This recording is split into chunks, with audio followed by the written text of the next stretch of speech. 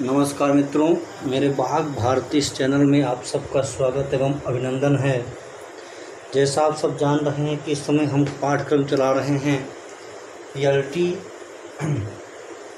UP TET, C TET, TGT, PGT, grade 1, grade 2 Rajasthan और NET इत्यादि में अत्यधिक महत्वपूर्ण जो है कारक के पाठ्यक्रम के अंतर्गत हमने गति बुद्धि इस सूत्र का पर विचार किए थे। और आगे हम चलते हैं। अब इस वार्तिक सूत्र है नी वही और ना, इस पे विचार करते हैं। मित्रों, आप हमारे इस चैनल को लाइक और सब्सक्राइब करें। इसमें संस्कृत के पूरा पाठ्यक्रम जो PLT का और यूपी TGT का पढ़ाया जाएगा। यूपी टेट, सुपर टेट का भी इसमें पाठ्यक्रम साथ साथ चलेगा, तो आप इसमें ध्यान दीजिए। ये प्रश्न जो है तो कारक इत्यादि के टेट इत्यादि पूछे जाते हैं। तो संस्कृत की किसी भी तैयारी के लिए हमारे इस चैनल को लाइक करें, सब्सक्राइब करें और शेयर करें। मित्रों, विचार करते हैं नी वही और ना। पहले इसका अर्थ देखते हैं क्या है और वृत्ति क्या है। इस सूत्र का जो अर्थ है वह है कि नी तथा वह धातु का जो अनंतावस्था का कर्ता उसकी अनंतावस्था में कम संज्ञा हो जाती है। मित्रों, तो नी और वह, ये अब देख लीजिए, ये है आपका नी और वह, इन दोनों धातुओं का अर्थ होता है, क्या होता है इसका, ले जाना अर्थ होता है दोनों का। नि धातु है, वह धातु का। अब इसका जो है अनंतावस्था का कर्ता क्या है ना, धातुओं के अनियंतावस्था का जो कर्ता उसकी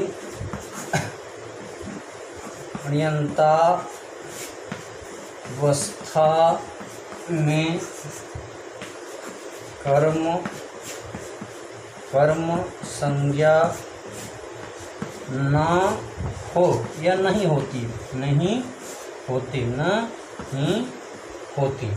तो ये कह रहा है कि ये सूत्र कह रहा है, वार्तिक सूत्र है ये, कि नी वही और ना, कि नी और वह इन धातुओं के अनियंतावस्था का जो कर्ता उसकी अनियंतावस्था में कब संज्ञा ना हो, निषेध करता है ये नी वही और ना। ठीक है, नी तथा वह ले जाना धातुओं का जो अनंतावस्था करता उसकी अनंतावस्था में कम संज्ञा नहीं होती। मित्रों, तो इसका जो है तो ना ययति वाह्यति वा भारम वृत्तेन, ऐसा इसका जो है तो वाक्य बन रहा है। तो हम इसमें विचार करते हैं। देखिए, इसका जो अनुवाद बन रहा है वह ये बन रहा है कि देवदत्त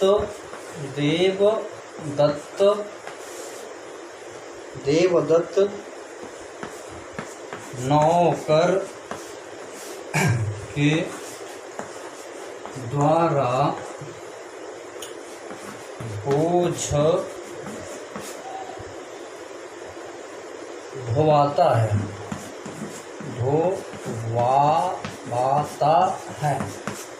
ढोवाता है। तो यह देवदत्त नौकर के द्वारा बोझ ढोवाता है, तो यहाँ पे जो है तो नौकर हो गया अनियंतावस्था करता, अनियंता। ठीक है, और ये जो देवदत्त है ये क्या हो गया, अनियंतावस्था। यही समझना है मित्रों आपको, बस ये आप इसको समझ लीजिए, तुम्हारे सब कुछ समझ लीजिए। अनियंता, तो ये अनियंतावस्था है और ये अनियंतावस्था है, क्या है, अवस्था है। तो इसमें क्या होगा मित्रों की कह रहा है कि नी और वह धातु के, ठीक है, क्या धातुओं के, नी और वह धातुओं के क्या होगा, नी और वह धातुओं का जो अनंतावस्था करता है, यानी नौकर, उसको अनंतावस्था देवदत्त के साथ जब इसका संबंध हम करेंगे, अनंतावस्था लाएंगे देवदत्त में, और यहाँ पे क्या हम करेंगे, ना ये तिबायत ऐसा देवदत्त के साथ हम जोड़ेंगे, तो ये देवदत्त अनंतावस्था है, क्योंकि इसको मान करके ना ये तिबायत मिलित प्रत्यय हुआ है, तो ये जो है तो अनंतावस्था करता हो जाएगा। तो ये कह रहा है कि नी और वह धातु के अनंतावस्था जो करता उसकी अनंतावस्था में कब संज्ञा नहीं होती, निषेध कर दे रहा है। पीछे सूत्र है गति बुद्धि प्रत्यवसानार्थ शब्द कर्मा कर्म काणामणि कर्ता सणव, ये जो है तो करता है, ये इन धातुओं के मैंने गत्यर्थक बुद्ध्यर्थक प्रत्यवसानार्थक धातुओं के शब्द कर्मक अकर्मक के इसमें क्या होता है, हो जाता है कर्म, लेकिन यहाँ पे ये निषेध कर दे रहा है कि नी और बा धातु का जो अनंतावस्था करता है उसकी अनंतावस्था में संज्ञा नहीं होती है। क्या नहीं होती है? नहीं होती है। मित्रों इसका आगे पाठ आएगा। इसका जो अनुवाद बनेगा कैसे बनेगा देखिए आप, देव दत्तः, ठीक है। एक चीज और अभी जानिए,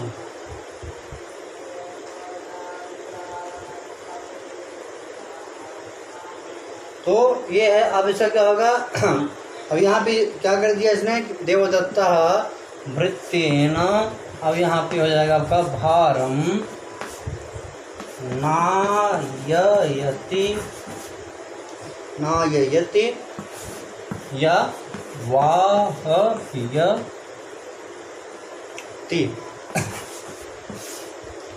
वाह माने अथवा, चाहे आप नायत कहिए चाहे वायत कहिए, तो एक ही बात है।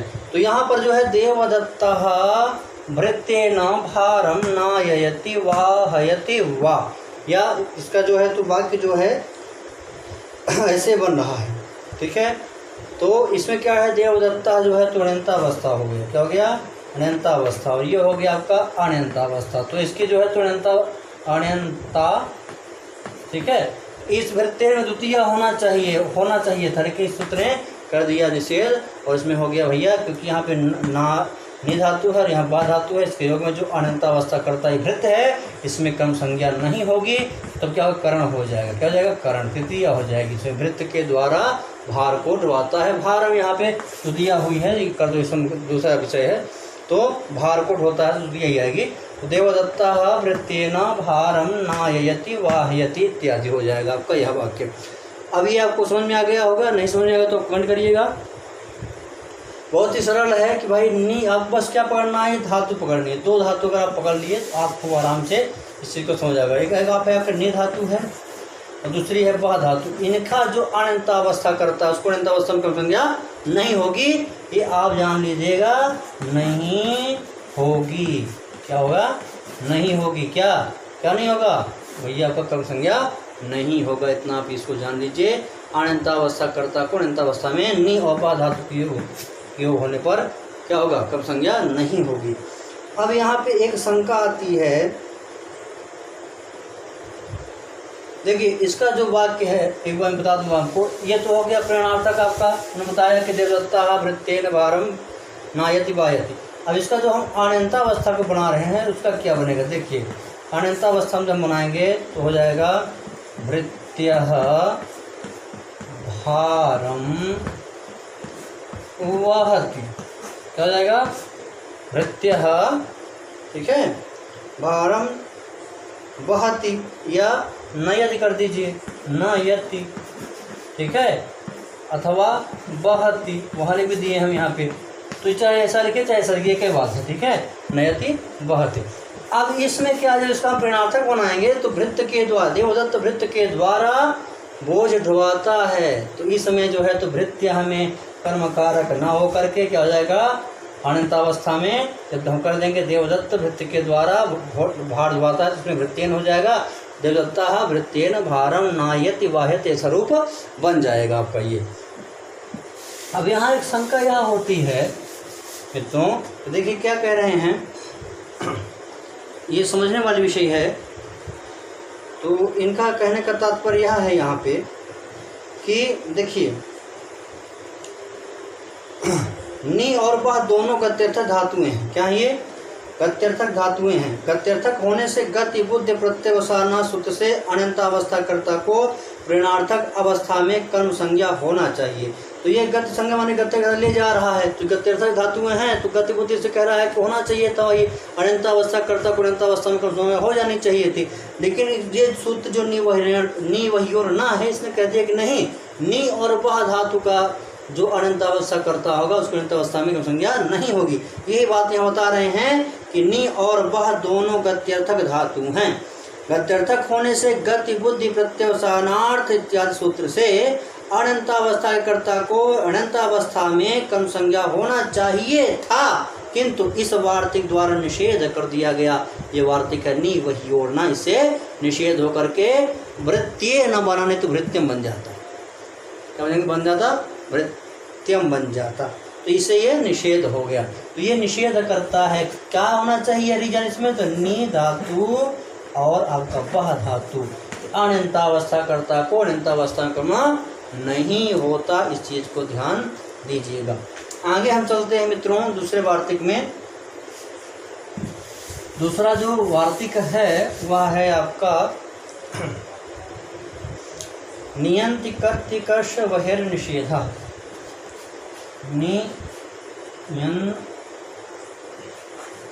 नियंत्रि कर्ति कस्य, ठीक है, नियंत्रि कर्ति कस्य वहेर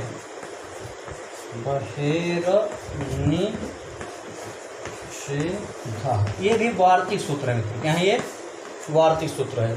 तो नियंत्रि कर्ति कर्तृ कस्य वहेर निषेधा।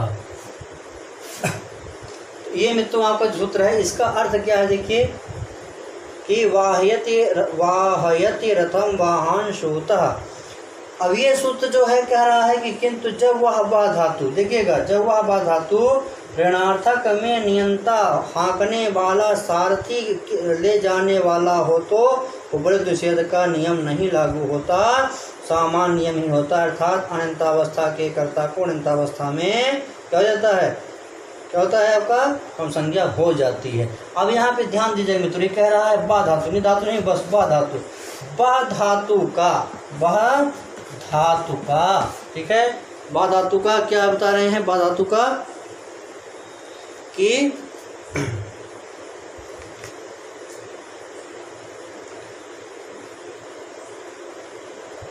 क्या बता रहे हैं ये कि हाँ, बा धातु कर्ता प्रेरणा अनंतावस्था में नियंता बने, क्या होगा, नियंता होगा, तो क्या होगा, नियंता। बा धातु का जो क्या है आपका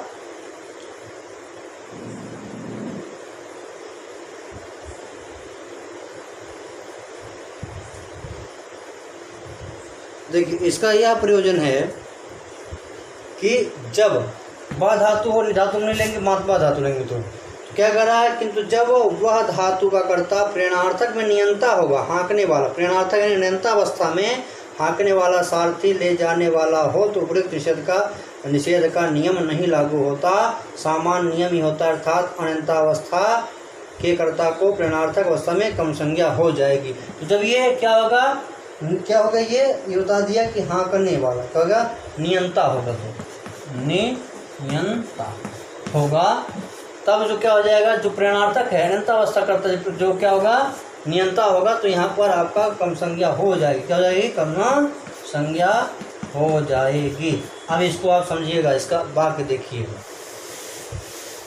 क्या वाक्य है देखिए, इसका जो वाक्य बन रहा है वो बन रहा है,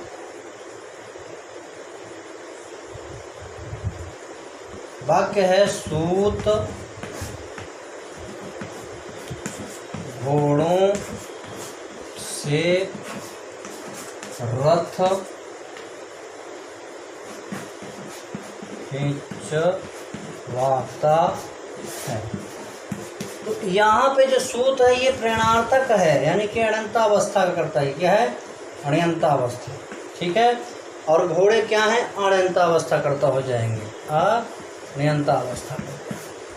तो इसमें जो है तो आपका सूत घोड़ों से रथ खिंचवाता है, तो यहाँ पे सूत जो है ये नियंता है, क्या है, सूत क्या है, नियंता है, तो ठीक है, तो कह रहे हैं कि सूत घोड़ों से रथ खिंचवाता है में वाह्यत प्रेरणार्थक क्रिया के साथ नियंत्रित कर्तक सूत द्वारा करता है, इसलिए पहले के नियम के अनुसार वाहन में कम संज्ञा होगा, करण नहीं होगा।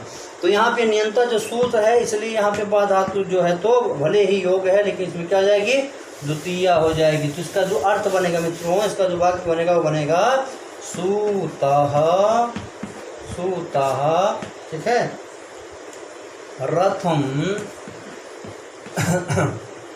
सूतः रथम, वाहन, वाहन होता है घोड़ा, वाहन, ठीक है, वाहयत, इसका अर्थ हो गया कि सूत रथ को घोड़ों से खिंचवाता है। सूत रथ को घोड़ों से खिंचवाता है। तो ये जो है नियंता है किसका, इस बा धातु का नियंता है। तो इसलिए यहाँ पे जो है तो कर्म संज्ञा इस किसमें हो जाएगा, वाहन में कर्म संज्ञा हो जाएगी। कर्म संज्ञा यहाँ हो जाएगी, यहाँ पे निषेध नहीं होगा, कर्म संज्ञा हो जाएगी, क्योंकि यह जो बा धातु है क्या है, नियंता के प्रयोग में आ रही है। इसलिए बा धातु जब यह नियंता अर्थ में होगी तो यहाँ पे जो ये अनंतावस्था करता होगा वो अनंतावस्था में कर्म संज्ञा हो जाएगी, तो इसकी कर्म संज्ञा हो जाएगी, क्योंकि अनंतावस्था करता है।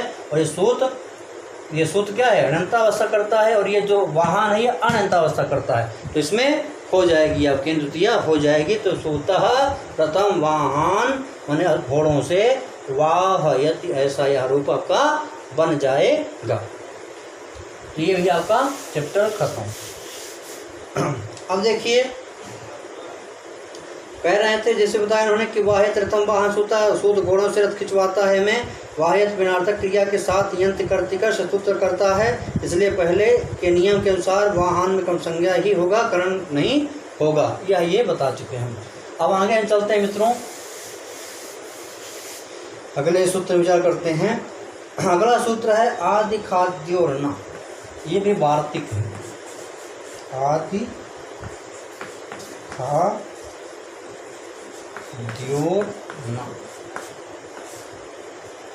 आदि खाद्योर्न, इसका अर्थ क्या है कि आदयति खादयति वा अन्नम बटुना।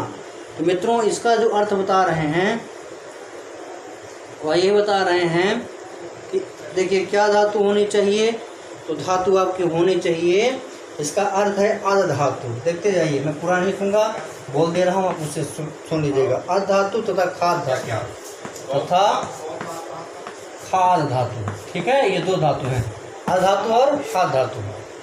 तो धातुओं के अब क्या है, अनंतावस्था करता, धातुओं के क्या है, यहाँ लिख दे रहा हूँ धातुओं, ठीक है, धातुओं के अनियंतावस्था करता, नियंतावस्था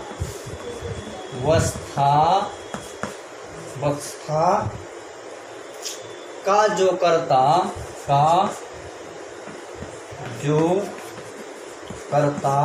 ठीक है, करता उसकी प्रेरणार्थक अनंतावस्था, देखिए अनंतावस्था, ठीक है, में कर्म संज्ञा ना हो, कर्म संज्ञा ये भी निषेध करता है, तो संज्ञा ना हो, तो ये ना होगा, विषय ध्यान दीजिएगा, ये भी निषेध कर रहा कि ये ना हो। अब इसका हम क्या करना, देखिए कि आद माने खाना और खाद माने भी खाना है, दोनों धातुओं का अर्थ एक है। तो अधभक्षणे और खाद्रि खादने, तो धातुओं के अनंतावस्था का जो कर्ता उसकी अनंतावस्था में संज्ञा नहीं होनी चाहिए। मित्रों इसका वाक्य क्या बनेगा हम आपको बताते हैं। देखिए इसका वाक्य बन रहा है, क्या वाक्य बन रहा है इसका, इसमें हम विचार करेंगे। अब हमारे चैनल को लाइक और सब्सक्राइब करें, और अगर कुछ त्रुटि होती है तो आप उसको हमारे कमेंट बॉक्स में कमेंट लिख कर के भेजिए, तो उसको सुधारा जाएगा, क्योंकि हो सकता है पढ़ाते तक कुछ त्रुटियाँ या लेखन त्रुटियाँ कुछ हो तो आप उसको बताएं, उसमें हम सुधार करेंगे।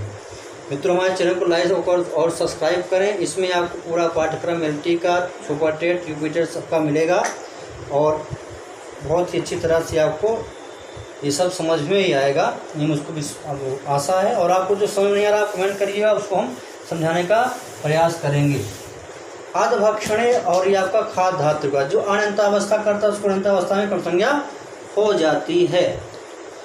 ये इसका अर्थ नहीं है, इसका अर्थ यह है कि अध और खाद धातु का जो अनंतावस्था करता है उसकी अनंतावस्था में कर्म संज्ञा क्या है, नहीं होती। तो इसको आप विशेष ध्यान से दीजिएगा कि भाई कर्म संज्ञा, ठीक है, कर्म संज्ञा नहीं होती, क्योंकि ये उच्च लेवल में पूछा जा सकता है, ये नेट इत्यादि पूछा जाता है कि भाई अध और खाद धातु के योग में क्या अनंतावस्था करता अनंतावस्था कर्म संज्ञा होती है या नहीं होती है। तो अगर आप पढ़े रहेंगे, इस चीज़ को जाने रहेंगे, तो आप जान जाएंगे कि अर्ध धातु और खाद धातु के जो अनंतावस्था करता है उसको अनंतावस्था में संज्ञा नहीं होती है। तो इस बात को अच्छी तरह जान लीजिए। अब इसके हम प्रयोग में चलते हैं। इसका प्रयोग है आपका कि बालक को अन्न खिलवाता है। देखिए इसका वाक्य है कि देवदत्त बालक को अन्न, देवदत्त बालक को अन्न खिलाता है, क्या है? खिलाता है। इसका जो है तो अभी यहाँ पे देवदत्त का हो गया अनंतावस्था करता है, क्योंकि खिला रहा है वो, और ये हो गया अनंता, बालक का हो गया अनंतावस्था, ठीक, अनंता का। तो अनंता का ये हो गया, अनंता का ये हो गया। तो यहाँ पे क्या है कि अन्नम, यहाँ पे खिलाता है, खाद धातु, ये चाहे आ धातु यहाँ लगाइए, चाहे खाद धातु लगाइए, ठीक है। तो आदयत और खाद्यत ऐसा रूप बनता है। तो इसका जो वाक्य हो जाएगा मित्रों, वह हो जाएगा आपका, देखिए क्या वाक्य हो जाएगा? देवदत्तः, देवदत्तः, ठीक है, देवदत्तः अन्नम बटुना, बटुना, बटुना, ठीक है, आदयति, आदयति या खादयति, ऐसा यह आपका बन जाएगा, आदयति, खादयति इत्यादि। तो इसमें जो है तो आपका निषेध कर देगा, क्योंकि आदि धातु है, खाद धातु है, तो जिसका अनंतावस्था करता कौन हुआ? बटु माने बालक हुआ। इसमें करण हो गया, द्वितीया नहीं हुई, क्योंकि ये आदि खाद्यो न तो निषेध कर देगा। क्या कर देगा? ये आपका निषेध कर देगा। अब यहाँ ये क्यों ये सूत्र लिखने की आवश्यकता पड़ी? तो देखिए यहाँ पे प्रत्यवसानार्थ धातु आया था। देखिए सुन लीजिए आप कि भाई अध तथा खाद धातुओं के अनंतावस्था का जो करता है उसके अनंतावस्था में संज्ञा होती है।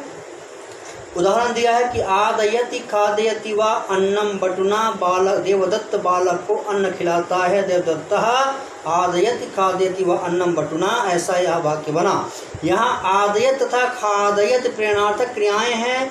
जब इन्हें अनंतावस्था में बदलेंगे तब क्या हो जाएगा? बटुहु अन्नम अक्ति, बटुहु अन्नम अक्ति खादति वा, यह रूप होगा। इस अनंतावस्था के कर्ता बटु है, अतः अद और खा धातु प्रत्यवसानार्थक भोजनार्थक हैं। अतः गति बुद्धि सूत्र से अनंतावस्था के कर्ता बटु को अनंतावस्था में संज्ञा प्राप्त है, किंतु प्रस्तुत प्रश्न की आदि खाद्य और न इस वार्तिक ने निषेध किया और अनुक्त कर्ता यानी कि अनुक्त कर्ता होने से कर्तिकरण तृतीया से तृतीया हुई, बटुना बना। क्या हुआ? बटुना बना। तो इनका कहने का तात्पर्य यही है कि भाई प्रत्यवसानार्थक धातुओं में अनंतावस्था कर्ता अनंतावस्था में संज्ञा हो जाती थी, तो यहाँ पे हो जाना चाहिए था, लेकिन नहीं। आदि खाद्य और न ये वार्तिक लगा, उसे कहा नहीं, आद और भक्त खाद धातु का जो अनंतावस्था करता उसके अनंतावस्था में कब संज्ञा नहीं होगी। अब इसका हम अनंतावस्था में जब रूप बनाते हैं तो कैसा बनता है? देखिए अनंतावस्था में क्या बनेगा? अनंतावस्था में अनंतावस्था, देखिए अनंतावस्था में क्या होता है? बटुहु अन्नम अत्ति या खादत, ये आपका अनंतावस्था का रूप बना हुआ है। लेकिन जब इसी को हम कर देंगे कि देवदत्त बटु को अन्न खिलाता है, तो जब हम ये कर देंगे तो यहाँ देवदत्त हो जाएगा प्रेरणार्थक, बटु हो जाएगा क्या? अनंतावस्था करता। इस अनंतावस्था कर्ता को क्या हो जाएगा? आपका प्रत्यवसानार्थक जो धातु वहाँ पे कहा गया गति बुद्धि में, तो द्वितीया यहाँ पे हो जाती। लेकिन आदि खाद्य ने निषेध कर दिया कि नहीं होगी। अगर आद धातु है और खाद धातु है तो द्वितीया नहीं होगी। तो क्या हो जाएगा? कर्तिकरणियों से तृतीया हो जाएगी, तो बटुना बन जाएगा। ये हम आपको समझा चुके, आपको समझ भी आ गया होगा, ये मुझको आशा है। अगर समझ नहीं आया तो आप कमेंट करिएगा, इसको एक बार फिर आपको कमेंट में या बता देंगे।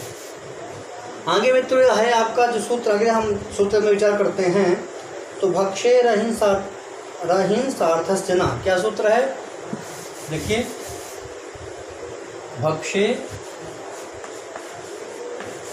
भक्षे रहिं सार्थस्य और न। अब ये देखिए इसका जो ये भी वार्तिक सूत्र है और ये क्या कह रहा है कि भक्षेर हिंसार्थस्य नः, ये वार्तिक सूत्र है। इसकी वृत्ति है कि भक्षयत्यन्नम बटुना अहिंसार्थस्य किम भक्षयति बलिवृदान शस्यम। अब इस चीज़ को आप समझिए मित्रों, ये सूत्र कह रहा है कि अहिंसार्थक भक्ष धातु के अनंतावस्था का जो कर्ता उसकी अनंतावस्था में कम संज्ञा ना हो। देख लीजिए आप, ये कह रहा है बहुत ही बढ़िया, अहिंसार्थक, अहिंसार्थक, इस बात को आप पकड़ना है। अहिंसार्थक भक्ष धातु, कौन धातु? भक्ष, ठीक है, धातु, ठीक है, क्या है? भक्ष धातु के अनंतावस्था का जो कर्ता, ठीक है, भक्ष धातु के अनंतावस्था का जो कर्ता मित्रों उसको, ठीक है, अणियंतावस्था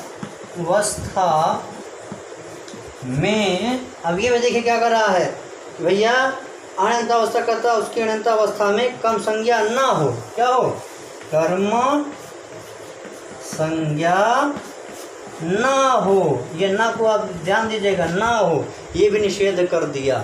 किस स्थिति में निषेध किया कि अहिंसार्थक भक्ष धातु, अहिंसार्थक भक्ष धातु का जो अनंतावस्था करता उसकी रक्षा अनंतावस्था में संज्ञा ना हो, कम संज्ञा ना हो मित्रों, कम संज्ञा नहीं होनी चाहिए। तो ये भी निषेध कर दिया। क्या कर दिया? निषेध कर दिया। लेकिन इसका रीजन क्या दिया कि जब अहिंसार्थक भक्ष धातु होगी, हिंसार्थक होगी तब तो हो जाएगा। अगर हिंसार्थक है तब तो हो जाएगा, लेकिन अगर अहिंसार्थक है, देखिए अहिंसार्थक है तब तो नहीं होगा। फिर अगर हिंसा का है तो हो जाए, क्या है? हिंसा का है तो हो जाएगा और अहिंसार्थक है तो नहीं होगा। तो अब देखिए मित्रों, इसका हम वाक्य बनाते हैं, इस पर विचार करते हैं। तो देखिए हम यहाँ पे लिख दे रहे हैं आपको, दो चीज़ आपको याद करना है। वो क्या है? आपको ध्यान रखना है कि भैया अहिंसा,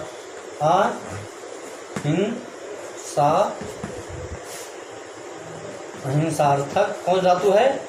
भक्ष धातु, ठीक, कर्म ना होगा। क्या है? कर्म ना, यहाँ लिख दे रहे हैं।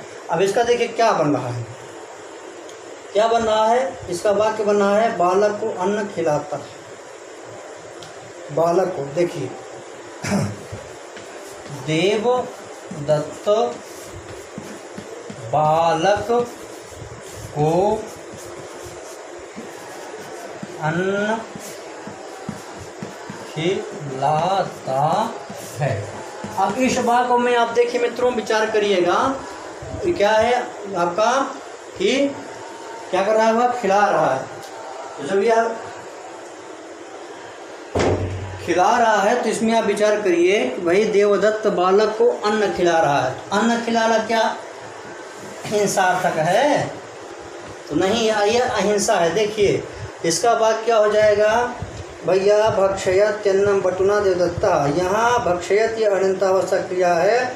जब इसे अनंतावस्था में बदलेंगे तब बटु अन्नम भक्ष्यति रूप होगा। यहाँ भक्ष धातु चुरादिगण होने से स्वार्थमनिष प्रत्ययतः अप्रेरणार्थक अवस्था में भी भक्ष्यति ही रूप होता है।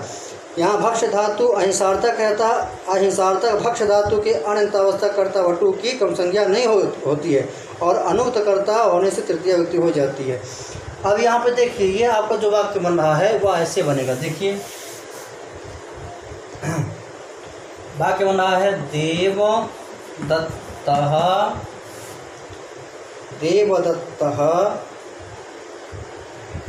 ठीक है, अन्नम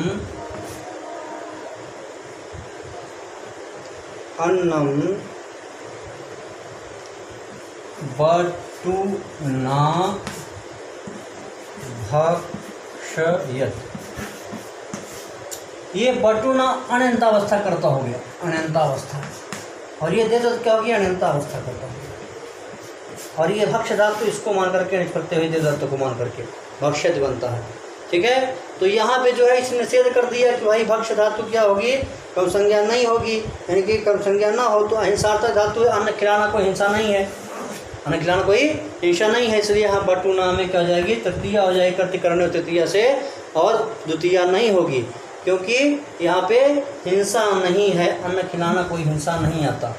ठीक है, इसलिए आपका देवदत्ता अन्नम बटुना भक्षयत ऐसा बन जाएगा। इसी का हम जब वाक्य बनाएंगे तो बटुहु अन्नम भक्षयति ऐसा रूप बन जाएगा, और इसको जब प्रेरणार्थक बनाएंगे तो देवदत्ता अन्नम बटुना भक्षयत ऐसा रूप बन जाएगा। दोनों हम आपको बता दिए, अनंतावस्था में क्या बनेगा, अनंतावस्था में क्या बनेगा। अब इसमें एक चीज़ यह होता है कि अहिंसार्थस्य किम, विचार करिएगा,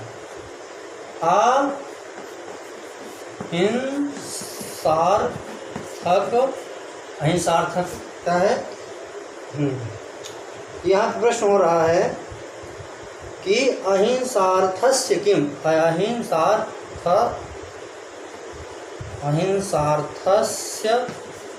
अहिंसार्थस्य किम। ठीक, हिंसा अर्थ में ही भक्ष्य धातु को कम संज्ञा नहीं होगी ऐसा क्यों कहा। ठीक है, कम संज्ञा न हो ऐसा क्यों कहा, हिंसा अर्थ में हो जाएगा मित्रों, हिंसा अर्थ में होगा, हिंसा अर्थ में कर्म हो जाएगा, कर्म हो जाए। ठीक है, तो अहिंसार्थक नहीं कहते तो हिंसा अर्थ में जो है तो क्या होता, तो यहाँ पे या जैसे वाक्य बन रहा है आपका, वाक्य बन रहा है आपका देवदत्त बैलों से फसल खिलवाता है। ये बात हिंसार्थक है मित्रों, खड़ी पसर कोई खिलाएगा तो हिंसा में नहीं आएगा, लाठी चल जाएगी मित्रों।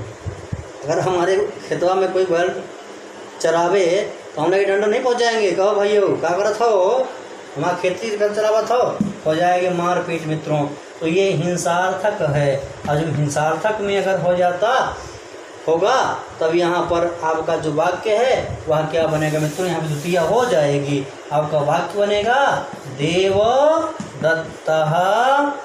अब यहाँ पे जो आया है बैल के लिए बलि वरदान आया है, बलि। ठीक है, और द्वितीया में वरदान बनता है, वरदान। ठीक है, बैलों से क्या कर रहा है भैया, ये भक्षयति सस्यम, भक्षयति, और यहाँ पर है सस्यम, क्या हो जाएगा आपका सस्यम, सस्य माने हरी घास होती है, हरी फसल इत्यादि। ठीक, तो देवदत्तः बलिर्वरदान भक्षयति सस्यम, ये हिंसार्थक होने से यहाँ की द्वितीया हो जाएगी। अगर अहिंसार्थक नहीं कहते तो यहाँ पर भी हो जाता निषेध, इसलिए उन्होंने कहा हिंसा कहा कि अहिंसार्थक धातु को ही होगा, क्या होगा, कम संज्ञा नहीं होगी, और हिंसार्थक हो तो कम संज्ञा हो जाएगी। तो ये आपका यहाँ पर जो है तो बलि वरदान में द्वितीया हो गई है, और ये देवदत्त अनंतावस्था करता है और ये अनंतावस्था करता है, तो इसमें हो जाएगी अनंतावस्था के योग में। तो ये आपका ये खत्म हो गया चैप्टर, क्या आपको समझ आ गया हो गया हिंसार्थक क्या है, अहिंसार्थक क्या है। ठीक है मित्रों, अब आपका क्या बच्चा, आगे सूत्र में हम विचार करेंगे।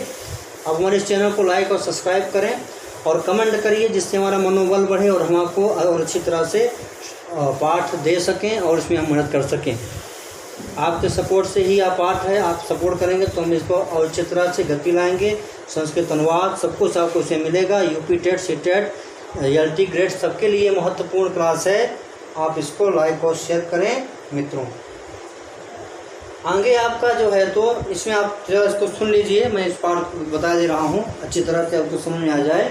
मित्रों ये जो है कह रहा, ये सूत्र कह रहा है भक्ष्य अहिंसार्थस्य कि अहिंसार्थक भक्ष्य धातु के अनंतावस्था का जो कर्ता उसकी अनंतावस्था में कब संज्ञा नहीं होती है। उदाहरण के लिए भक्ष्यत अन्नम बटुना, बालक को अन्न खिलाता है, यहाँ भक्ष्यत अनंतावस्था की क्रिया है। जब इसे अनंतावस्था में बदलेंगे तब बटुः अन्नम भक्ष्यत ऐसा रूप होगा। यहाँ भक्ष्य धातु चुरादिगणी होने से स्वार्थ में णिच प्रत्यय हुआ है, अतः अप्रेरणार्थक अवस्था में भी भक्ष्यति ही रूप होता है। ठीक है। अब क्या है, यहाँ भक्ष्य धातु अहिंसार्थक है, अतः अहिंसार्थक भक्ष्य धातु के अनंतावस्था कर्ता वटु की कब संज्ञा नहीं होती है, और अनुक्त कर्ता होने से तृतीय व्यक्ति होकर यहाँ गतिबुद्ध स्तुत्य प्रत्यवसानार्थक वाली भक्ष्य धातु के योग में अनंतावस्था कर्ता वटु की अनंतावस्था की संज्ञा प्राप्त रहती है, किंतु प्रस्तुत वार्ता निषेध कर देता है। अहिंसार्थक से किम प्रश्न होता है कि अहिंसार्थक भक्ष्य धातु ऐसा क्यों कहा, तो उत्तर है अगर अहिंसार्थक नहीं कहेंगे तो अर्थ होगा कि भक्ष्य धातु के अनंतावस्था का जो कर्ता उसकी अनंतावस्था में कम संज्ञा ना हो। ऐसा अर्थ करने पर भक्ष्यति बलिर्वरदान सस्यम, फसल को बैलों से खिला रहा है, यहाँ हिंसार्थक भक्ष्य धातु के योग में भी अनंतावस्था की कर्ता बलिर्वर्धक की अनंतावस्था में कम संज्ञा नहीं होगी और तृतीय व्यक्ति हो जाएगी, अतएव अहिंसार्थक कहा गया है। अतएव अहिंसार्थक कहा गया है। ये आपको अच्छी तरह से समझ में आ गया होगा। तो भक्ष्य धातु क्या है, भक्ष्य धातु जब अहिंसार्थक रहेगी तो उसमें कर्म संज्ञा नहीं होगा, और हिंसार्थक होगी तो उसमें कर्म संज्ञा हो जाएगी। यही बात आपको समझना है मित्रों। आगे हम चलते हैं, आपका जो सूत्र है अगला वो है जलपद प्रयोजन संख्यानम। इसमें हम कल विचार करेंगे मित्रों, आज इतना ही पाठ हम रखते हैं क्योंकि वीडियो बड़ी ना हो जाए, इसलिए कल हम आगे का पाठ चलाएंगे। जयतु संस्कृतम जयतु भारतम।